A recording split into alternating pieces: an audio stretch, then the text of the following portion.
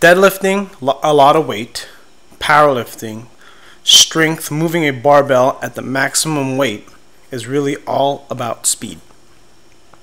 And this is sort of like what you hear a lot in a lot of other channels. Maybe you listen and read about these things, about being explosive and being very, very strong.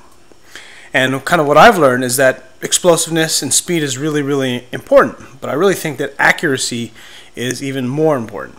And the reason why I think accuracy is more important is because you can be fast, but you can be too fast. You can be so fast that you're in the wrong place at the wrong time. In the case of the deadlift being a relatively short range of motion, you are trying to get your form perfect. You're trying to get your leverages perfect. That's probably more accurate. You're trying to get your leverages perfect.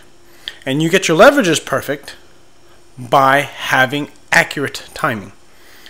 And how do you do this? How do you deadlift accurately? Well, let's start with some simple stuff. You got to practice with a weight that's heavy enough where you are just outside being fatigued. In my case, about like the high 300s, low 400s is about for me. And this is me missing 600 pounds here on a rack pull, pulling from just a little bit the bottom of the kneecaps. So what you're going to want to do is you're going to want to focus on finding that right groove. And you're only going to find that right groove is if you are able to basically get enough repetitions in practice, lots of singles.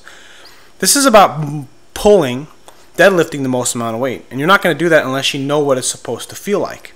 There are other times where strength will overcome all accuracy, and that means that you're really strong. And that's really important also. You want to build strength through repetition, through building the skill of strength. But what I really want to put some emphasis on is getting that right groove. And you're not going to find that right groove until you're able to practice enough. Now, the way I warm up for a deadlift is I try my best to warm up with 405 for singles. And what I'm doing is I'm trying to find the shortest range of motion, the right timing, where the bar meets my thighs at the top of the movement. Sometimes I get it, sometimes I don't. And I don't begin my working sets until I find it. Sometimes in previous videos you'll see me lift 405 for singles, maybe 8 or 7 repetitions. At my deadlift meet at the beginning of August, I only had to do it like once or twice and I found my groove.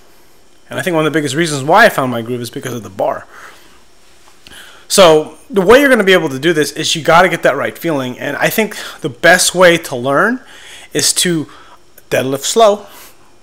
Because that's really how you're going to have to do it. You have to start off by deadlifting slow. Or slower. Let's not say slow. That's really kind of a bad way of saying it. Deadlift slower. So that way the weight feels easy. So this is kind of where pause deadlifts can be very helpful. When you pause just below the knees and then and then you complete the lift. What you're going to be able to find is you're going to find that ideal leverage point. Although the weight will still feel heavy, it will feel easier. I don't know if that makes any sense. Because a lot of the time when you're out of position, you lose leverage. And when you lose leverage, the thing that takes the most work, the thing that works the hardest is your lower back and your lats and your upper back. And that's good. You want to strengthen those. But when you're trying to get maximal weight lifted, find your max lift and get the most out of a deadlift, you have to be able to use less low back, more glutes, and hamstrings. And this is all as an overall whole. Everyone, obviously, some people will say, well, the great deadlifters have really, really strong lower backs, and that's very true. And this is mainly talking about conventional. But understand that in that particular person, they still get a huge launch off from their glutes and hamstrings. Being, let's just say, I don't know what the percentage is, the hamstring, from initiation from the bottom, right? You have your low back and you have your glutes and hamstrings, right?